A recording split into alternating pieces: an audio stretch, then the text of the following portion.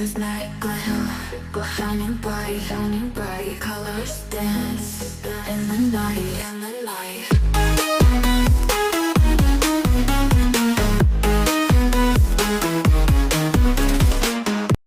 You don't owe them a thing, it's not up for debate. Is that right?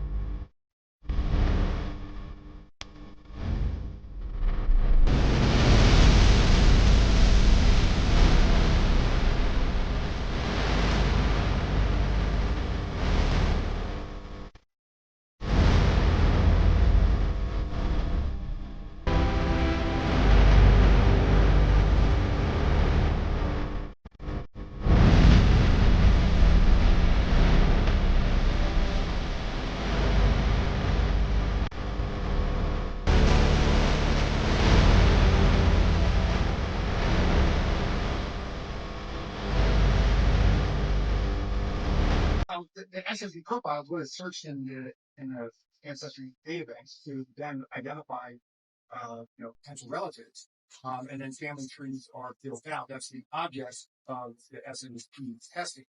What's important to know from a defense perspective in terms of trial work and potential areas of cross-examination, none of it's going to be introducing a statistic that are premised on the assumption of an unrelated universe of people. So what's the chance of finding a profile in a population where there's no relationship relatedness between that profile and anyone in that group?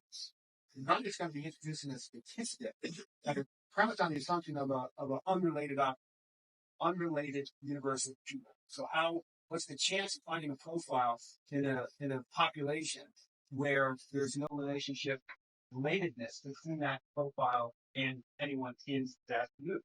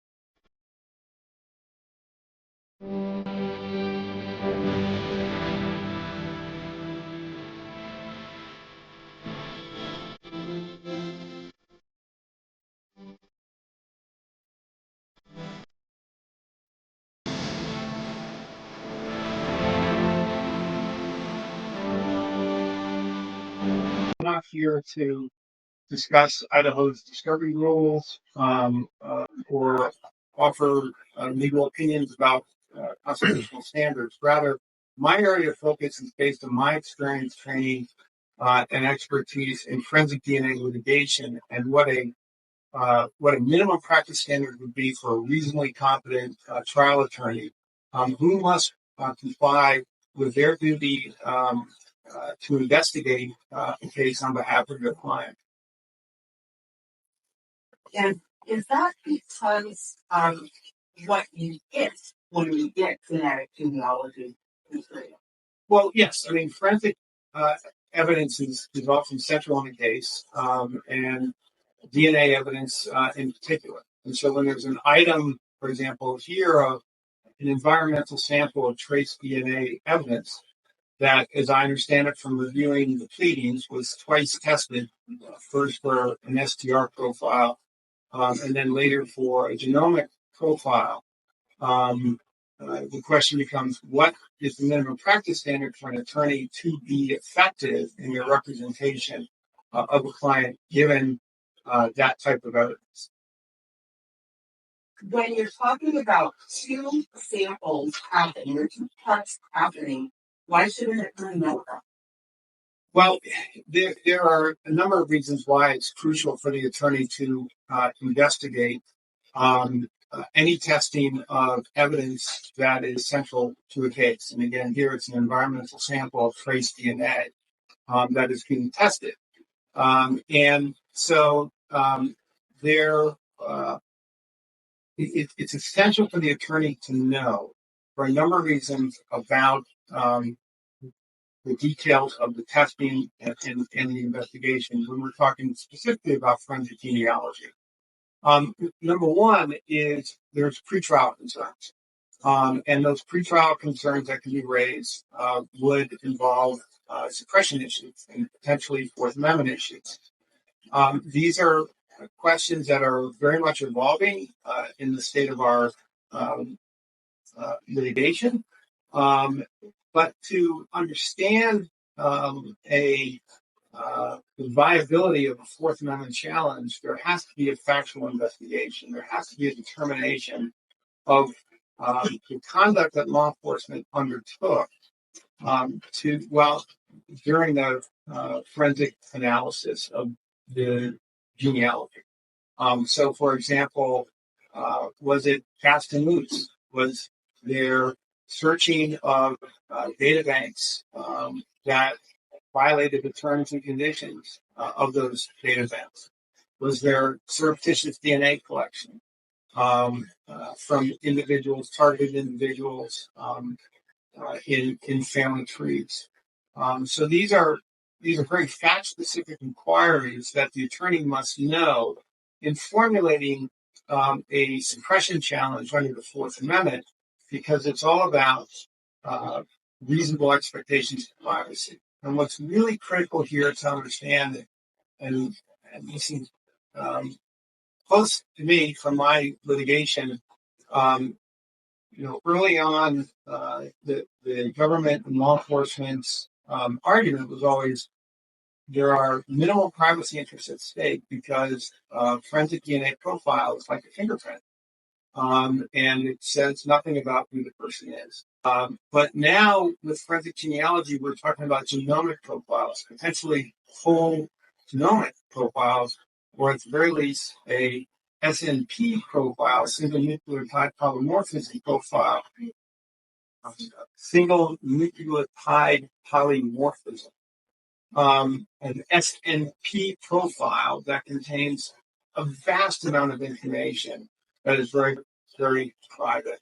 And so this is a real game changer in the privacy interests that are at stake, and that the attorney needs to understand in investigating the case to assess and to evaluate that suppression issue, that Fourth Amendment issue. So that's one issue pre-trial. There's also concerns about reliability. By reliability, I'm not talking necessarily about the forensic genomic profile, but I'm talking about the STR profile. And again, because as I understand it from the pleadings, there were multiple tests on the same evidence, environmental sample and trace DNA. One produced a STR profile that I understand from the pleadings is represented as being a single source male profile. The reliability of that needs to be investigated, and certainly through one aspect of that is investigating the laboratory documentation that is provided for the STR testing. But we also have to appreciate, and again, I'm not a DNA scientist or a biologist, but I'm an attorney that works with experts, and I need to know what type of expert to hire. And one thing that I do realize in looking at this is when there's multiple tests of the same piece of evidence, and you have a genomic profile, actually the entire human genome that is typed from this environmental sample trace DNA, or at least an SNP profile, which is somewhere in the neighborhood of 700,000 locations of data. What does that tell us about the STR profile markers? So, for example, the STR profile markers, which are typed, are 20 out of 30,000 STR markers overall. And so what I would be investigating with a qualified expert is Number one, I don't know from the pleadings if there's a whole genome profile that's been developed for the forensic genealogy, but if there is, that should contain STR markers. What does that tell us about the reliability of the STR testing? Is there any potential for artifacts? Is there any potential for an undetected low-level mixture? Those types of questions that are potentially available to inquire and ask about, where you have multiple tests for the same piece of evidence, and it's an environmental sample of trace DNA. Now, if it's just an SNP profile, I say just, but that's 700,000 locations of information that is like a probabilistic future diary of someone's health, medical, and all manner of conditions that are linked to genetics. That may not have the STR markers in it itself, but it will have information, SNP markers in the neighborhood of, so to speak, of STR markers that will also shed light potentially on those STR markers and the reliability of those STR markers. So these are, particularly in a capital case, crucial areas of inquiry that must be undertaken by the defense team in conjunction with experts retained. But they can't even decide what experts to retain without having the discovery.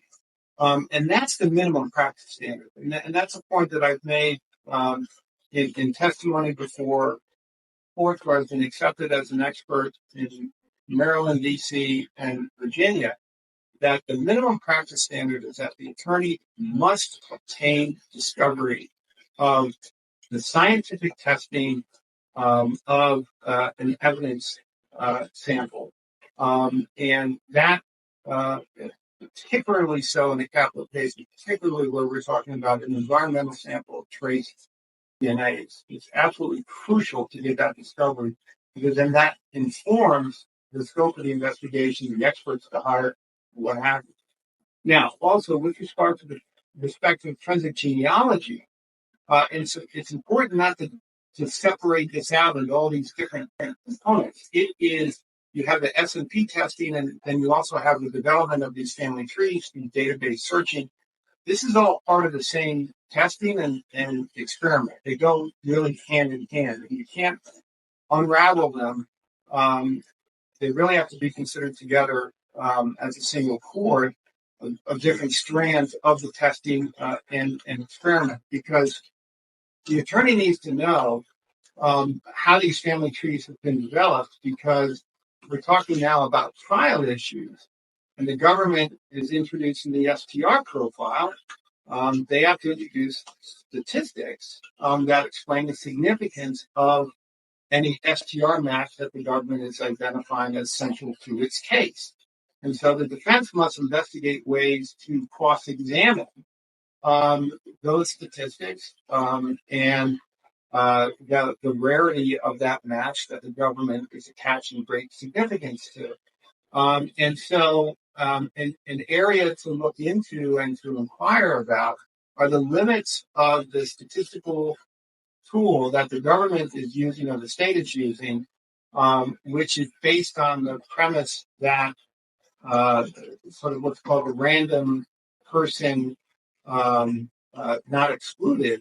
And that's answering the question of the rarity of a profile in a population of unrelated people. But the key point there is unrelated. So we know there's no universe where a STR profile has no relative. And in fact, in a case involving forensic genealogy, the way that the defendant is identified is by searching a pool of related people. And so we need to be able to investigate and evaluate the rarity of a profile within a related population. And that's a different question than what the government answers with its random person not excluded statistic that is typically used. And so, again, without the discovery of the forensic genealogy, both the testing as well as the experiments that are done with the test results, i.e. the database searches, as well as the family tree build out, the attorney can't investigate that. In that situation, by not investigating it, is not complying with their duty to investigate that is required, especially in the capital case. And how do you say that we have samples, in this case, a DNA sample from a thing from an that was STR testing done, and then when you go, when you have genetic genealogy testing, you end up with whole genome testing or an SNP profile. Did I understand that? Yes, and it's unclear to me at this point what type of genomic profile was developed, whether it was a whole genome sequence or whether it was an SNP profile, which contains about 700,000 locations of very personal private information. I didn't hear you say that no matter which one of those was done for genetic genealogy, that you need to look at those to test the reliability of the STR profile. Did I hear that right? Yes. So this is as an attorney and not a scientist, but as an attorney who has a duty to investigate. This now is an area where the attorney will look to retain a qualified expert who can evaluate and assess the linkages between the SNP profile or whole genomic profile and the STR profile. To be sure, an SNP profile or forensic genomic profile can't be searched in codes. It's not that type of situation. They can't be directly compared.